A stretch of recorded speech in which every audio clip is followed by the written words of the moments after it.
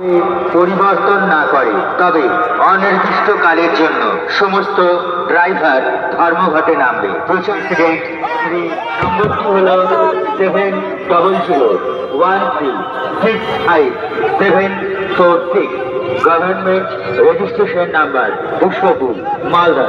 All driving, Bharat সরকার ড্রাইভারদের উপর এই আইনে বলা হয়েছে যে সমস্ত গভর্নমেন্ট রেজিস্ট্রেশন নাম্বার 202, মালদা।